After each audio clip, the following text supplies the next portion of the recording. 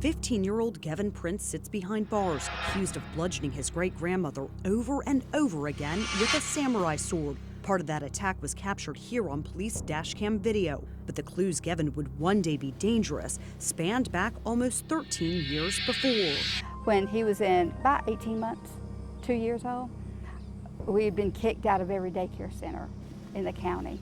This is the first time Laura Prince has spoken to anyone on camera to tell us Gavin's story. It was just getting worse and worse as he hit puberty. He started getting worse and more argumentative and combative. Prince describes her grandson as a carefree kid 1 minute, but in a second he'd swirl into a violent rage. It's like somebody I didn't know. He changed physically, just became almost evil. The whole face changed. I knew then I might as well go ahead and start calling 911. Officers were called to the home at least 3 documented times before. Prior to this, as I said, one of our investigators took him into custody, had him evaluated. They would always take him to the psychiatric ward in chains on his ankles, around his waist, you know. And 9 times out of 10, they sent him home.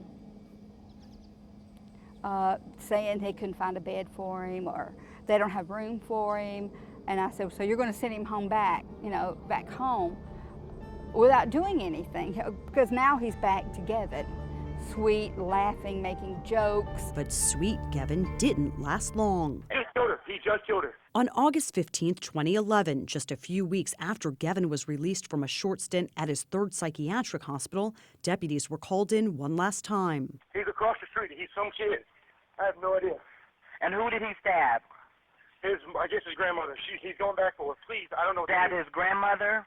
Yes, I don't know what to do. He got on my back and took me by the back of the head and my chin and started twisting my head. And I was yelling, Gavin, get off of me. You're hurting me. And you know, you don't want to hurt me.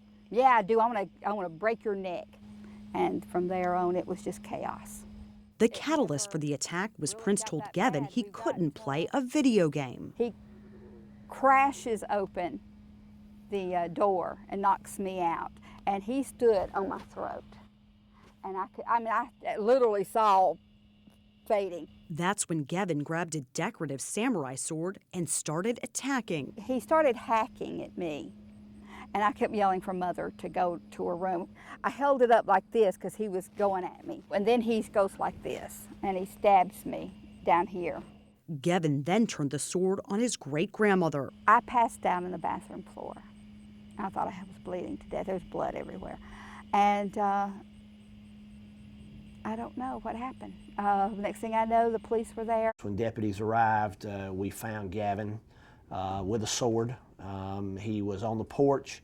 He ran outside toward the victim that was in the yard and actually stabbed her with the sword. They sent a K-9 up to try to take the sword out and or get his attention. It could do either one, because once he started concentrating on the K-9, then we were able to get in a position to deploy the taser. Gavin has been charged and indicted as an adult. He's facing life without parole for a crime he doesn't even remember.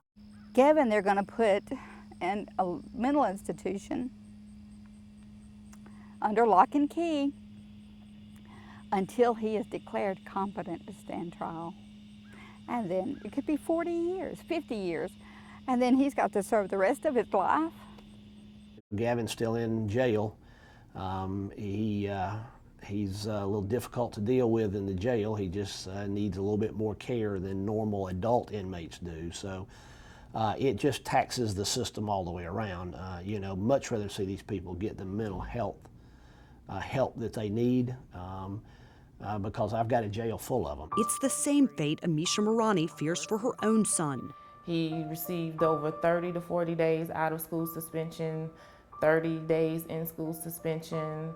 He ended up ultimately coming into possession of a stolen gun and flashing it on 3 children. Her 13-year-old has been kicked out of school after school and also started acting out when he was just a few years old. Would you say he was out of control? That's exactly what, he's been out of control. When he threw the chair, he was out of control. So I've begged, I've called the police.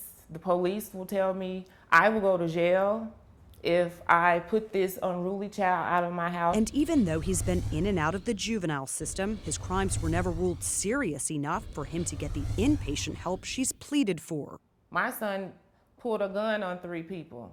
That wasn't severe enough of a crime for him to be really taken seriously and put into an intense therapeutic environment. I think it's a good question, and that question's been out there. You know, are we failing our kids? I think we can all do a better job of engaging the parents in helping us solve these problems. I think there have been times where the systems have failed. I've seen it. Georgia's new commissioner for the Department of Behavioral Health, Frank Berry, sat down with us to answer our tough questions after being on the job just 3 days. I feel strongly that one of the biggest gaps in our system is true service coordination. You're either in crisis or you're getting some outpatient care. There's a whole bunch of things that can happen in between that. One of Berry's top priorities will be creating a tracking system for these kids in crisis between juvenile justice, schools, DFACs, and mental health providers to make sure they're getting the help they need and that they don't fall through the cracks. I absolutely recognize that we can do a better job, but we're going to need people from outside to help us. Gavin Prince was in and out of mental hospitals, but his grandmother says he was never even diagnosed.